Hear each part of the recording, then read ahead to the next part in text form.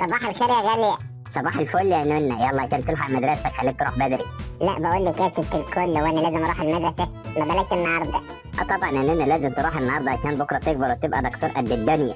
بتقولي ايه دكتور؟ بقى انا بربيه وبعلمه وعاوز يكبر ويبقى ظابط وتقولي لي دكتور؟ ظابط مين ابو ظابط انت؟ يعني ابني لازم يطلع دكتور ويبقى اشهر دكتور فيك يا مصر. بس انا قلت ظابط، وانا كلمتي عمرها ما تنزل الارض ابدا. وانا قلت دكتور يعني دكتور. يا وليه اسمع الكلام وبلاش رغي كتير، ابنك ده واد رياضي وعنده حس اجرام رهيب، هيبقى ظابط ملوش حل. ده اسمع عرموتي، انا ابني ما شاء الله عليه ذكي قوي ولازم يطلع دكتور، وانا مستبشره ان هو يبقى دكتور ان شاء الله. يا جماعة انا عايز سندوتشات كبدة، وان شاء الله ان شاء الله اي حد عاوز مني حاجة يعملها لي. طب عليا النعمة، عليا النعمة كمان مرة، الواد النونة ده ما يطلع لدكتور، وانا وانت عرموتي. ان شاء الله، ده عنده مترتر، عارفه انت مترتر؟ طب وهي مترتر عندها سندوتشات كبدة؟ بس يا دي انت ما فيش سندوتشات كبده. ليه بقى ما فيش كبدة بقى ان شاء الله؟ حطيت لك في الشنطه سندوتشات جبنه وخيار. جبنة وخيار؟ اخرتها جبنة وخيار؟ ليه انت مفكران عامل رجيم؟ جراو ليه ما تعمل سندوتشات كده زي ما الواد عاوز؟ وانت كمان ان شاء الله تاكلها على مزاجك وليه مفتريه. طب ايه رايك بقى ان انت ما تيجي تاخد سندوتشات اللي جبنه وخيار؟ ما هو ماله يا ست الكل اللي انت شايفاه، اللي انت شايفاه يمشي يا ست الكل. انا على اساس انا بحب الجبنه والخيار. ايوه جدع النني يا حبيبي، ايوه كده لازم تسمع الكلام. يلا بينا بقى عشان اوديك المدرسه. ماشي يا ست الكل، يلا بينا. ازيك يا مستر؟ الحمد لله تمام. ابن الننة لسه جديد في المدرسه اول يوم ليه، والمدير قال لي اجيبه لك. سلموا على صاحبكم الجديد الننة ولا؟ ولا هو مش لابس بنطلون ليه؟ بس انا عارف. لا سيبه يا مستر، عادي ده عيال صغيره بيهزروا مع بعض. ما قلت لك اقعد في البيت احسن، بلاش قله القيمه دي. يعني انت عاجبك كده ارتحتي؟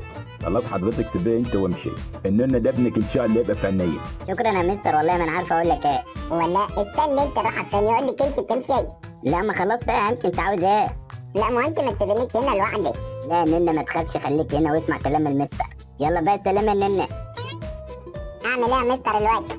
خش يا ننة على التخت، اقعد جنب زميلك البسكوتة. ماشي يا مستر.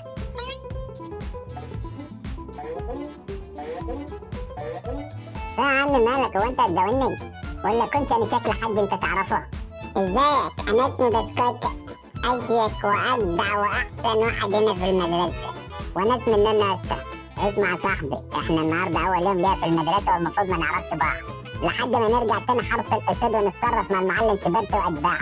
مش هنسيبها يا صاحبي، ما تقلقش، هنرجع لك تاني.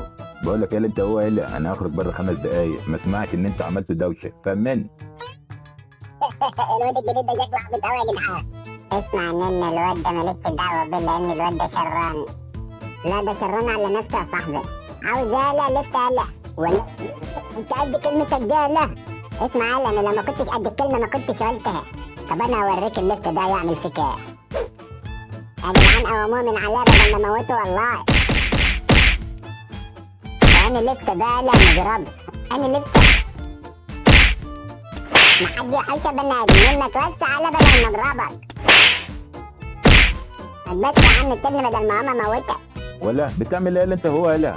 ايه الننة، انت اول يوم ليك هنا وبتضرب زميلك، هتعمل لنفسك نصيبه. اتخانق معايا يا مستر واصحابي كلهم شاهدين ان هو ضربني وانا ما عملتش فيه حاجه. لا وكمان بيقول لي لفت يرضيك يا مستر؟ والله ما لمسته يا مستر، ده هو اللي مسك فيا وضربني. عامل لي فيها فتوة الفصل وانت لسه اول يوم ليك وبتعمل مشاكل؟ لا انت لازم تيجي معاه واديك للمدير ويشوف لك حل، ما هو انت اساسا ناقص ربايه ولازم المدير يشوف لك حل. يا مستر والله العظيم ما ضربته، هو اللي ضربني. الله يا مستر انت جاي عليا وسايبه ليه؟ يعني انت كمان بتبجح لي وكذاب، اخص عليك عيل ناقص ربايه صحيح. تعالى ورايا للمدير يالا. يا ابن المؤذيه. ادخل يا عرضك المدرسه، ادخل يا اللي عامل لي فتوه ومكسر العيال. نعم يا مستر. والنعمه لو اوريك انت. ليه يا مستر؟ والله العظيم ما عملت حاجه، ده هو اللي ضربني. سيادة المدير الواد ده صايع وعامل لي مشاكل وبيضرب زمايله في الفصل. والله حاجة حلوة والله، يعني انت اول يوم ليك في المدرسة وعامل لي مشاكل وبتضرب زمايلك؟ والله يا سيادة المدير ما لمست حد ولا كلمته، ده هو اللي ضربني. اسمع مني، انا هعديها لك المرة دي، بس اعمل حسابك لو قررت تاني اعمل لك استدعاء ولي امر. مفهومة يا ننة ولا هتعمل لي مشاكل؟ معلش يا استاذ عدها له المرة دي وخده وديه فصله. بس يا سياده المدير الواد ده بيعمل لي مشاكل ودوشه جامده قوي. لا خلاص انا اتفقت معاه انه ما يعملش مشاكل ولا دوشه تاني، ما تقلقش يا استاذ، خده بس وديه فصله ويبقى تمام. ولو عمل مشكله تاني اعمل له انت استدعاء ولي امر على طول. صح يا نونا هتمشي مظبوط ولا هتعمل مشاكل تانية؟ انا مانيش عايز اعمل لك استدعاء ولي امر. يلا يا عم روح اقعد على جنب وانت بني ادم كده مش نازل لي من الذات. ما يا سياده المدير انا ما ضربتش حد اصلا، هو اللي ضربني. مش قلت لك الواد ده قليل الادب وعايز يتربى؟ لا خلاص هو مش هيعملها التاني ما تقلقش. ماشي يا سياده المدير اللي تشوفه، عدها له الدور ده بس عشانك. قوم واقف يا ننة اسالك سؤال في المنهج. نعم يا مستر، اتفضل اسال. قول لي يا ننة، من هو قائد الحمله الفرنسيه في مصر؟ استغفر الله العظيم من كل ذنب عظيم. هو في ايه يا مستر؟ هو انت عاوز تلبسنا اي نصيبه وخلاص؟ البسك نصيبه؟ لا يا ابني، انا بقول لك مين اللي عمل الحمله الفرنسيه في مصر؟ يا مستر بعد اذنك انا ملياش في السياسه، بس ممكن والله اعلم يكون الواد شاكوش بتاع المهرجانات. وللعلم يا مستر انا مش متاكد عشان ما اظلموش. انت هتستهبل يا ننة؟ يعني انت اخدت في المنهج ان المغني شاكوش هو اللي عمل الحمله الفرنسيه في مصر؟ بعد اذنك يا مستر الواد ده كذاب. اداه بكاره، وانت عارف مين اللي عمل الحمله الفرنسيه؟ ايوه طبعا انا عارفها يا مستر، بس هو بيقول كده عشان ما يوقعش نفسه في مشاكل. تعالى يا مستر نروح الاسم وانا اشهد عليه. عليا النعمه يا مستر الواد ده قصه الخراب كله. اسمع مني يا مستر. طب اسمع مني انت بقى اللي افتي. الحملات دي اساسا مش في دماغي اصلا، وانا لو عاوز اعمل حمله ولا فكرت ان انا اعمل حمله انا مش هخبي على حاجه. عشان تعمل حسابك ان انا اللي خايف منك ولا خايف من المستر. انا اول ما اعمل حمله هقول على طول ان انا عملت حمله. ولا انت غبي يلا انت وهو ولا ايه؟ حمله او اسم الله يخرب بيوتكم بوظتوا التدريس.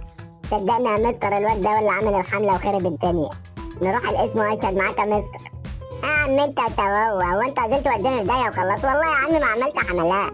يا غبي انت وهو، نابليون بونابرت هو اللي عمل الحمله الفرنسيه على مصر. لا ما انا ملياش دعوه، انت لو بتقول كده عشان اروح معاك اشهد عليه انا ماليش شاهد على حد وملياش دعوه. الراجل اللي انت بتقول عليه ده انا اللي اعرفه ولا هو يعرفني؟ وبعدين بصراحه انا ما اعرفش ان هو اللي عمل الحمله ولا لا. استغفر الله العظيم يا رب. بص بقى يا غبي انت وهو، انت معمول لك استدعاء ولي امر انت وبكار. الله، طب وانا مالي انا يا مستر؟ هو يعمل حملات وانا البسها؟ اديني قلت لك يا ننة انت وبكار، والله اللي هيجي بكره لوحده من غير ولي امره لعلقه. حاضر يا مستر. يلا الحصه خلصت وكله يروح، واعمل حسابك يا غبي انت وهو ما تجوش الا بولي امركم.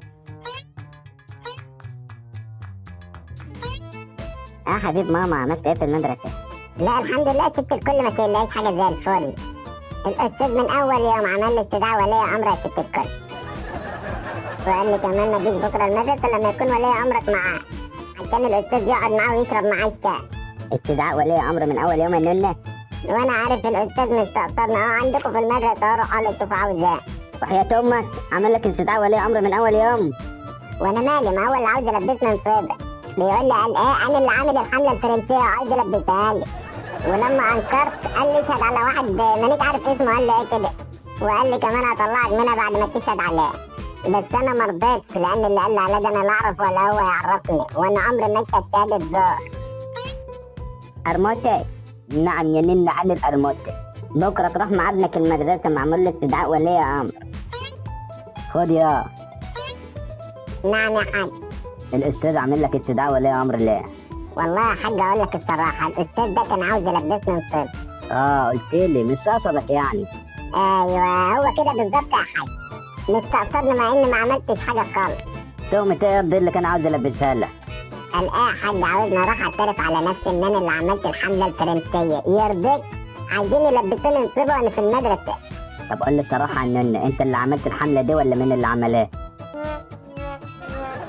والله يا حاج وما عليك عليها حلفان، انا اللي عملت حملات ولا اعرفها، ولو كنت عملت حاجه كنت قلت لك. انا يعني بخبي عليك حاجه يا حاج. هي بقى كده من الاول الاستاذ بيستقصدك عشان تروح تاخد عنده دروس مفهومه. فعلا يا حاج هو مستقصدني عشان انا ما برضيش اخد عنده دروس. خلاص ما تقلقش يا ننة، انا بكره اروح له المدرسه طين عشته. ماشي يا حاج روح له. طب قوم يا ننة انت خش نام عشان تلحق تروح معايا بدري المدرسه. حاضر يا حاج. وحياة امه لو وريه الاستاذ ده بقى عايز يحبس لي ابني، ده الواد الننة ده نبغى وعايز اطلع الظابط، عايز يضيع لي مستقبله. ماشي يا مدرسه، انا انت بكره.